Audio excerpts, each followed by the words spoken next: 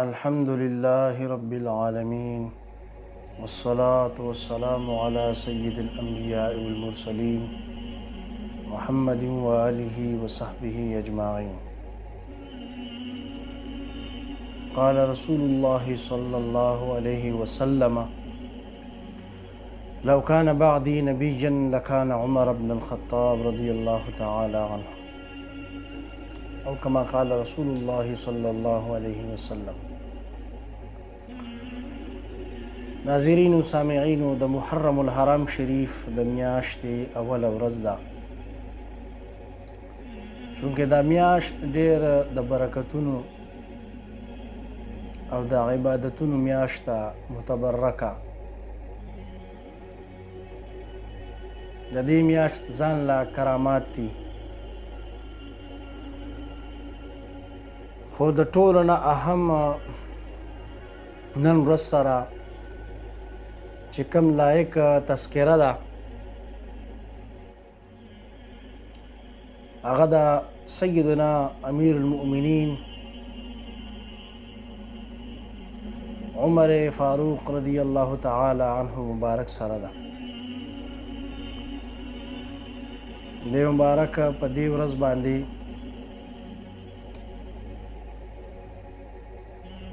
شهادت جام نوش کړی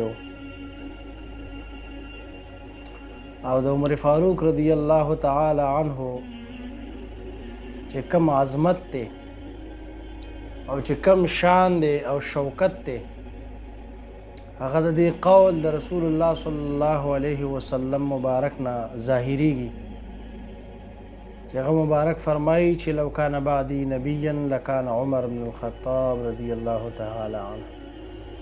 که چېرته زما نه پس نبوت چاله میلاوېدی شوې، د خصایل نبوي چې کومه مجمع وه او داسې تمام صفات چې په چا کې مجتمع و راجمع و، هغه واحد صرف د سیدنا عمر فاروق رضی الله تعالی عنه هستی ده. دغه شان حضور نبی کریم صلی الله تعالی علیه وسلم فرمایل: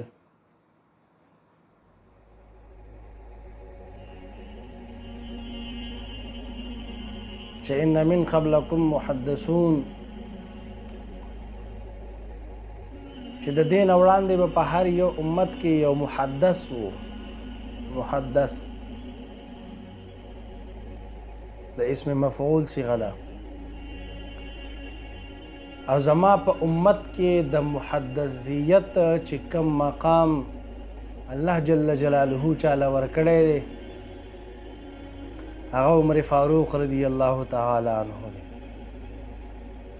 په دې په وضاحت کې بیا محدثین فرمایي چې محدث دا هغه هستی ده چې دا د راتلونکو وختونو چې کوم اخبار دي، د راتلونکي وخت چې کوم حالات دي د هغې بیان کوي، هغې هستی ته محدث وایي. اولې منئ چې عمر فاروق رضی الله تعالی عنه شان او عظمت تیر آسمانی کتابونو کې هم ذکر شوی دی، او دا روایت طبقات ابن سعد راغستی چې د سیدنا علی المرتضی رضی الله تعالی عنه مبارک لور بی ام کلثوم رضی الله تعالی عنها، دا د عمر فاروق رضی الله تعالی عنه مبارک زوجیت کې وه. هغه مبارکه په ژړا شوه او عمر فاروق رضی الله تعالی عنه مبارک له راغله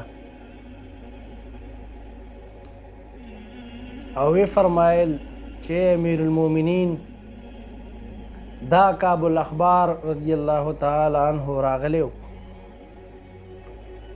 او موږ ته دا وی چې موږ خپل کتابونو کې دا خبره ذکر کړې ده، اورېدلې ده، لیدلې ده چې عمر فاروق رضی الله تعالی عنه به د جهنم د دروازو نه په یو دروازه باندې ولاړ دی. د هغې مبارک یې ژړل. د عمر فاروق رضی الله تعالی عنه مبارک چې کله هغه راوغوښتو کعب الاخبار رضی الله تعالی عنه دی مبارک د تورات شریف عالم وو او ورته په یاد و. هغه مبارک ورته فرمایل لا تعجل یا عمر، په ما باندې تعدي ونه کوې عمر فاروق رضی الله تعالی عنه. موږ په تورات کې دا لیدلی دي چې تاسو به د جنت په یو دروازه کې ولاړې. عمر فاروق رضی الله تعالی عنه مبارک فرمایل چې دا څه خبره ده چې کله وې د جهنم په دروازو کې په یو دروازه ولاړې او کله وې چې د جنت په دروازو یو دروازه باندې ولاړې. هغه مبارک بیا فرمایل وی چې دا ذوالحجه چې تیر شي نو تاسو به جنت ته لاړ شئ، یعنې شهادت هغه مقام به تاسو ته میلو شي. او د جهنم د دروازو نه دا مطلب دی چې تر کم وخته پورې ستاسو ژوندي یې نو هغه وخته پورې تاسو د جهنم په دروازه باندې ولاړ یې او دا خلق د جهنم ته د پریوتو نه تاسو دا منې کوئ.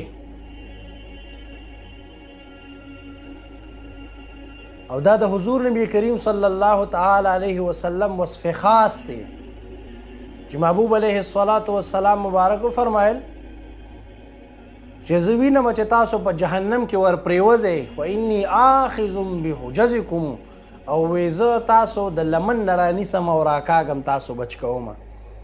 دغه صفت د حضور نبی کریم صلی الله تعالی علیه وسلم د هر یو صحابي دی.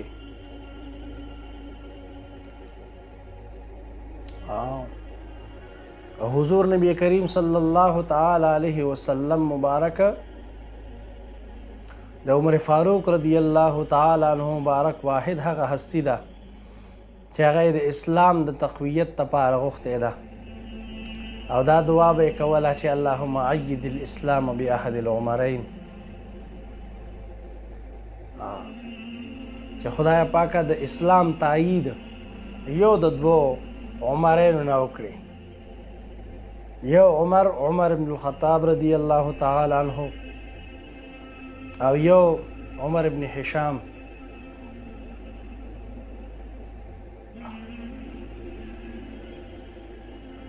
او حضور نبی کریم صلی الله تعالی علیه وسلم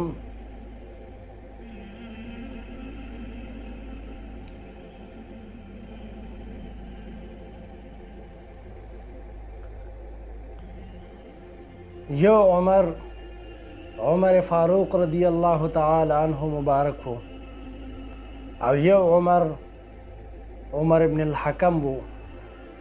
حضور نبی کریم صلی الله تعالی علیه وسلم ورته ابو جهل لقب خو، لکه چې دا د جهالت یو پرده د پزله باندې پرته وه. عمر فاروق رضی الله تعالی عنه مبارک له الله جل جلاله دومره رعب او دبدبه ورکړې وه چې حضور نبی کریم صلی الله تعالی علیه وسلم یو ځل فرمایل چې ان الشیطان یفر من فی عمر، چې په کومه لاره باندې عمر فاروق رضی الله تعالی عنه مبارک تیر شي په هغه لاره باندې شیطان نه تیریږي. او د عمر فاروق رضی الله تعالی عنه مبارک د سوري نه یریږي دغه شیطان. دومره لوی عزت او عظمت ورله الله جل جلاله ورکړی او دا صدقه د چا وه؟ دا صدقه او خیرات د حضور نبی کریم صلی الله تعالی علیه وسلم. همدا وجه ده چې هغه مبارک ټول ژوند وکتلی شي نو د اهل بیتو یې ډېر زیات عزت او انعام کړی. یو ځل عمر فاروق رضی الله تعالی عنه مبارک